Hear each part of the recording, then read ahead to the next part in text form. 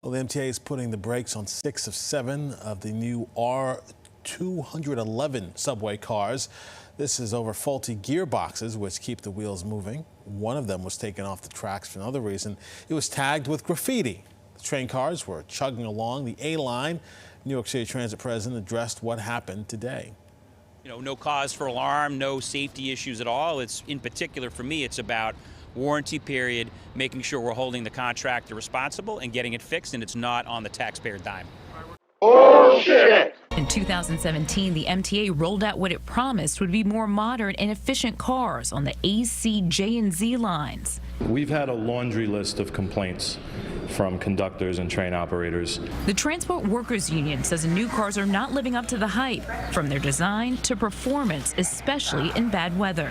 They're going to have to enter stations a bit slower and proceed with more caution because we've gotten reports that the trains don't quite stop as well as they should. According to the MTA, mechanical failures force a new trains to be taken out of service about every 150,000 miles. In contrast, some of the older trains can go up to 4 times as far before needing a fix. We're sorry. We're sorry. We're sorry. Sorry. We're sorry. We're sorry. Sorry.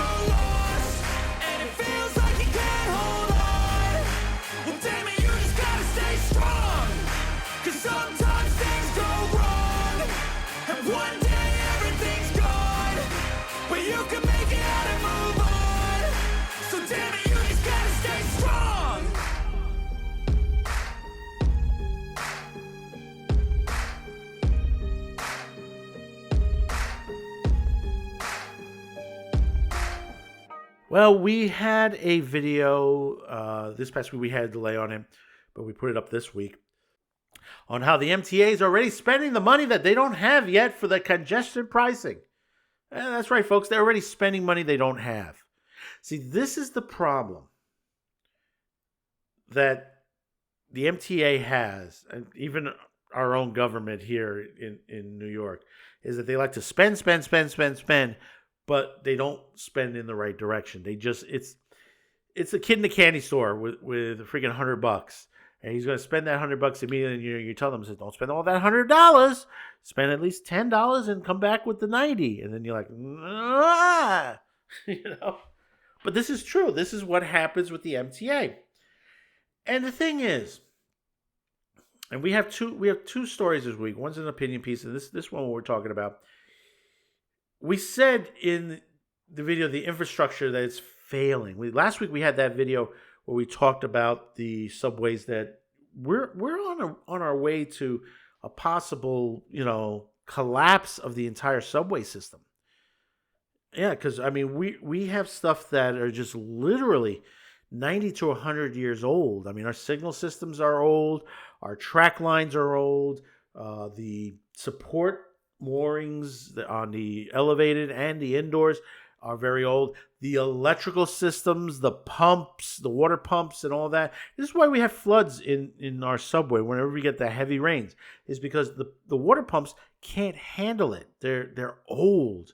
Even though they've started flipping a couple of them, but not enough. Not enough to keep the water out of our subway system. And then, obviously we have the crime, the situation down there, and that's not doing any better. And, you have Kathy Hochul, who's taking cops off the streets and putting them in the underground. Basically, that we don't have enough above and below to handle it. And it's not going to do any major dent in what's going on in the city of New York when it comes to crime. No, that's on our next video. Do check it out. But in this video, I just want to talk about, the repair works that they do, whether it's the buses, the trains, The MTA has a habit of not spending much on maintenance. We know that already. We've seen that. Here on Staten Island, we have a major problem of it on occasion. And what has happened, and we've showed you the videos on this. We have depots that basically you have bus drivers waiting for buses. Why? Because the MTA has cut back overtime on the mechanics. So you have the buses just waiting there. Meanwhile, they got 265 new buses to replace some of the old fleet. And they're putting money into it because they're all electric. They're going to build a new facility to charge these buses up, but they don't know they're going to have a lot of problems with these buses. We are in New York City. Just last week alone, our temperatures dipped down to about at least 10 degrees at the time of this reporting. It's at a wind chill, you're talking in the minus. Do you think batteries are going to charge up properly? No, they're not. The city's red line system is under pressure to keep its promised schedule of buses showing up on time. It's a challenge, as Indy's weather is getting colder.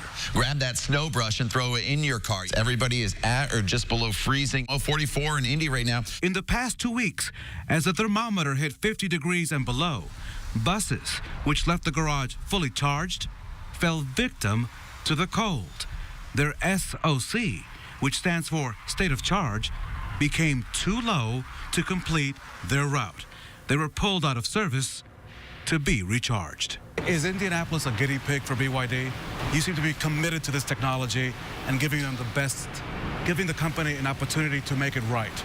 Well, at the end of the day, we have a contract, and they have promised to deliver a solution that will work for our application. If we were to make a decision to send those buses back, that means that we would have to stop redline service. And we're committed to providing the redline service, and the company is committed to holding their part of the deal in the contract. Call 6 Investigates obtained information showing at least 9 buses unable to keep a full battery charge since November the 1st and requiring replacements to take their place on the red line. They're going to have more issues to that nature. We've heard this from other states, other places around the world that have done this, and they've had many, many problems. And not only that, also the flare-ups of the batteries on the chargers, they could end up igniting. And you might say, so, well, that's not going to happen. That's not. No, we see it all the time on the batteries for the scooters. Same type of battery, same place they get the batteries from. China. Remember, this industry, most of this green energy vehicles and stuff like that, most of the equipment that's needed to build these things come from China. Yeah, because they've cornered the market on it. But that's the bus part of it. What about the subways? We got some new subways. Get on with it. Yes, get on with it. Most of them have been taken offline. Like here in Staten Island, they gave us some new cars, and immediately they took them offline because there were many, many problems. But the other thing, above and below, there's a major problem also in our system that they don't talk about. Where do they repair these? The places that they repair these, especially the subways.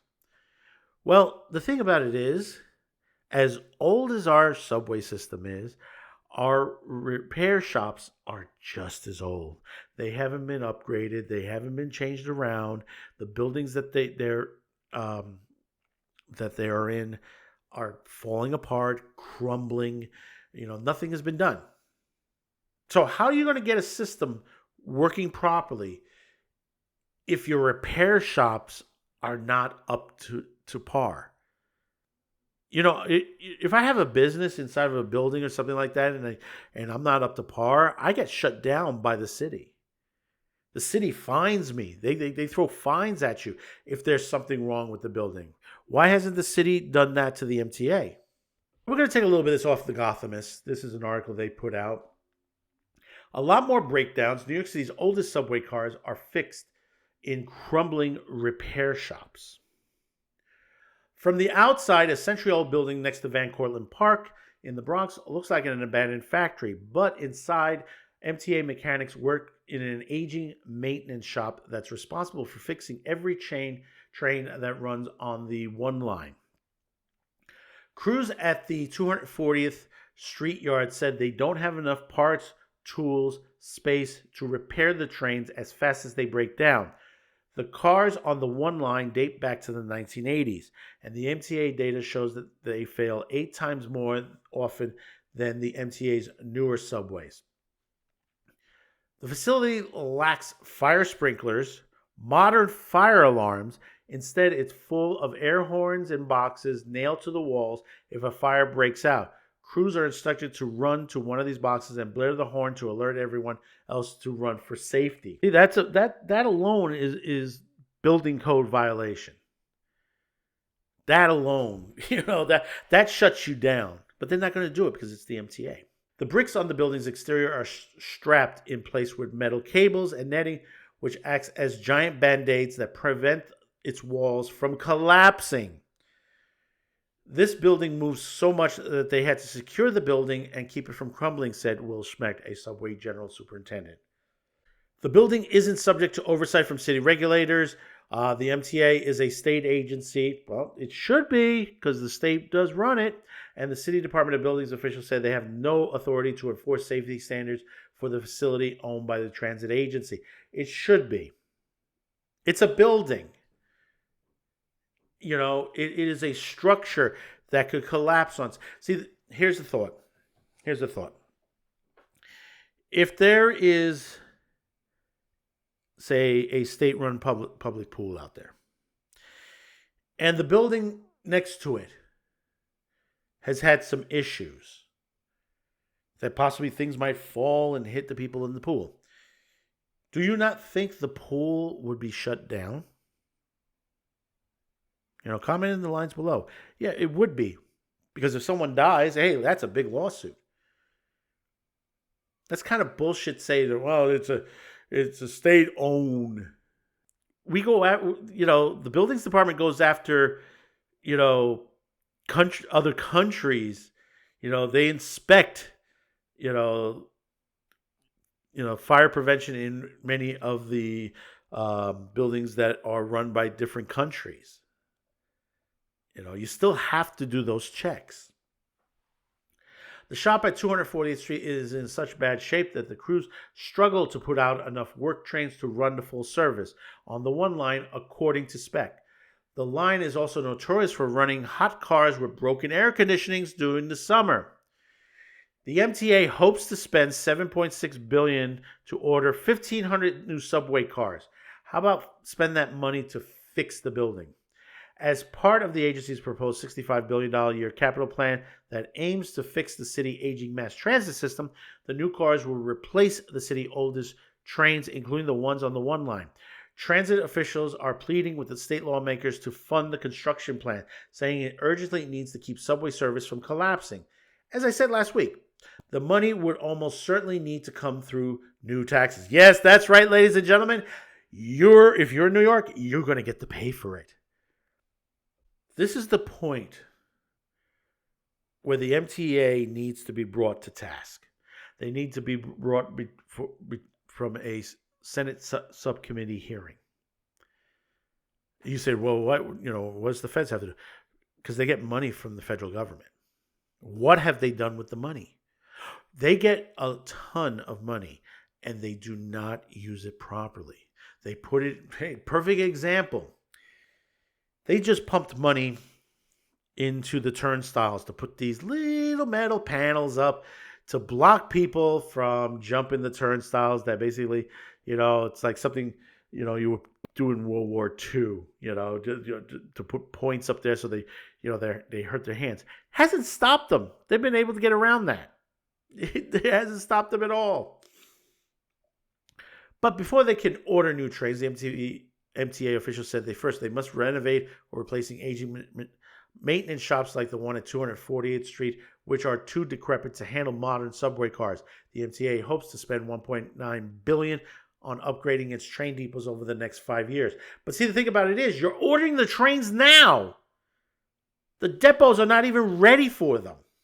This is the reason why. You're ordering the stuff, you're ordering it before you're able to fix them.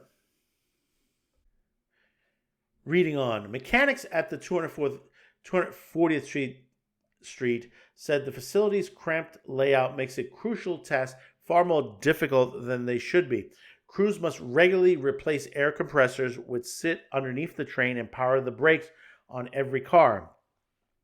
The only one of the yard's 5 tracks has enough space to swap out the compressors, which requires crews to crawl into a shallow pit underneath and pull the old equipment out with a forklift. The 40-year-old trains and crumbling repair shops have downstream effects on the commutes. MTA data shows delays on the number one caused by faulty train equipment nearly doubled the first 10 months of 2024 compared to the same period of 2023. Time marches on, said Tim Mulligan, the executive charge of all the MTA train cars. They're machines. They don't last forever. You're right. They don't last forever, but you can maintenance to the point where until you're able to fix. And the thing about it is, here we are. This should have been completed well over a decade ago. Same way with the power, with the pumps, the tracks, the moorings, the poles, and all of this. You got to fix that first. Don't concentrate on buying 265 buses or freaking buying new subway cars.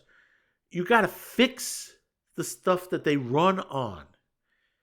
Fuck this green energy shit. Put the money where it's supposed to go. Continuing on, the problem with the failing equipment on the one train isn't just causing more delays.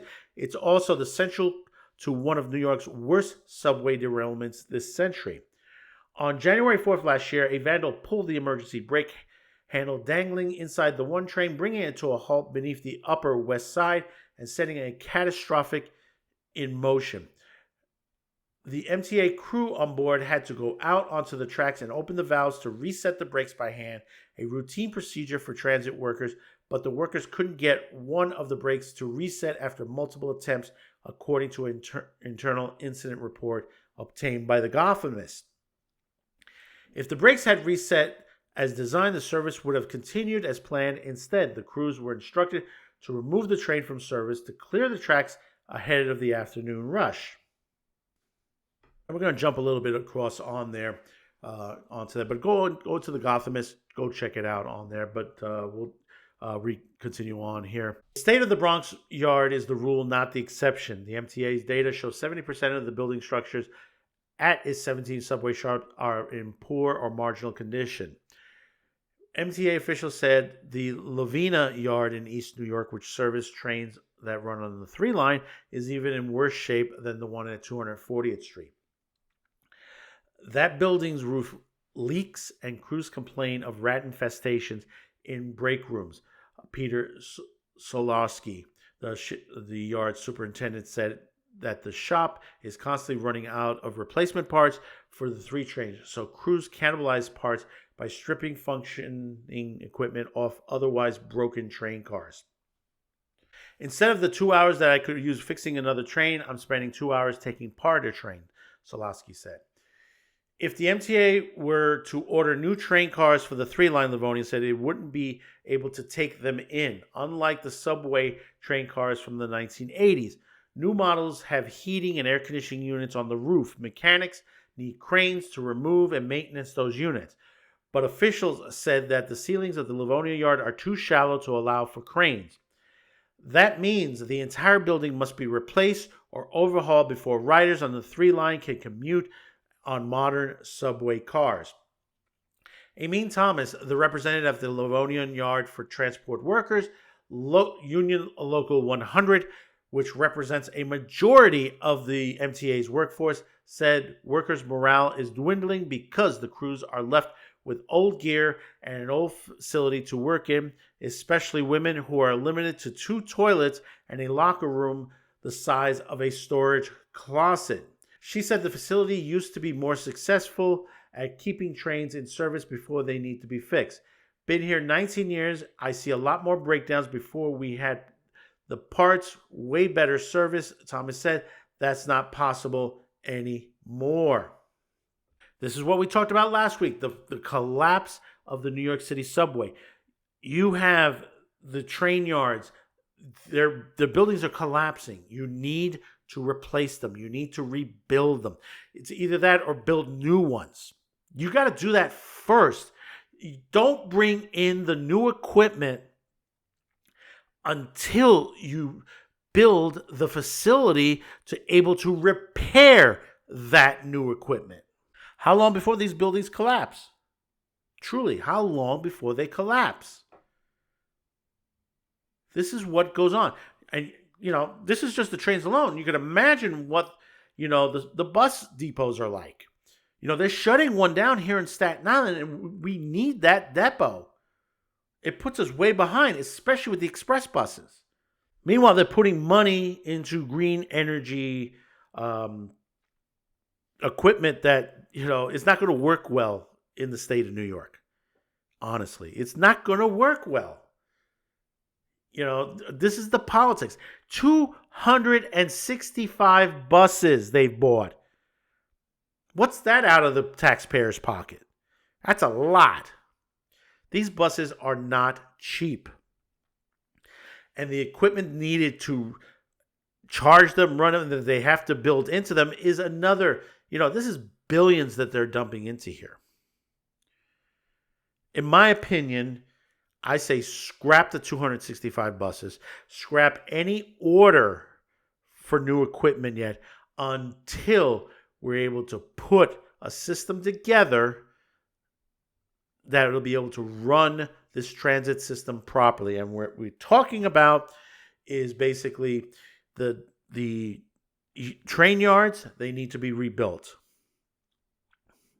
and brought up to specs.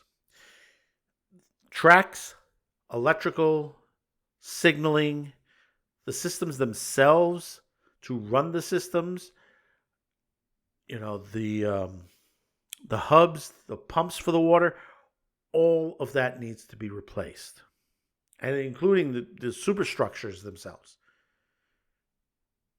Then, once that's done, then you can bring in new trains. Yeah, we're going to have to stay on the older ones for a while, but whose fault is that? Whose fault is that? MTA and each of the governors that back this. These people need to go. Do we need a new transit system? Yeah, we need a new freaking, people in authority up there. This is not new. This system has been running.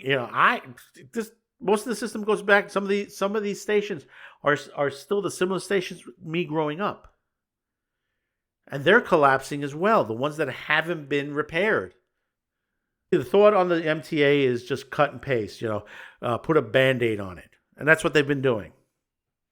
It's about time the MTA is brought in front of like I said, a subcommittee. Is brought in front on there, open all the books and find out where they're spending. Stop the 2nd Avenue subway project. Stop the purchase of green energy vehicles on there. And repair what needs to repair. Also, stop with the freaking trying to change the stations to stop people from evading the fare. You have more. You've done the reports. There's more than 45% of New Yorkers that refuse to pay the fare because of the state of the transit system. It's not that basically they can't afford it. Is that the state of the fares that why am I paying for a service that's never on time? So comment. Let me know your thoughts about this. Don't forget to hit that like. Share this video, and hopefully today's the day I've earned your subscription. So until next time, thank you for tuning in. Be sure to click on all of our other videos here on CUDAcast TV.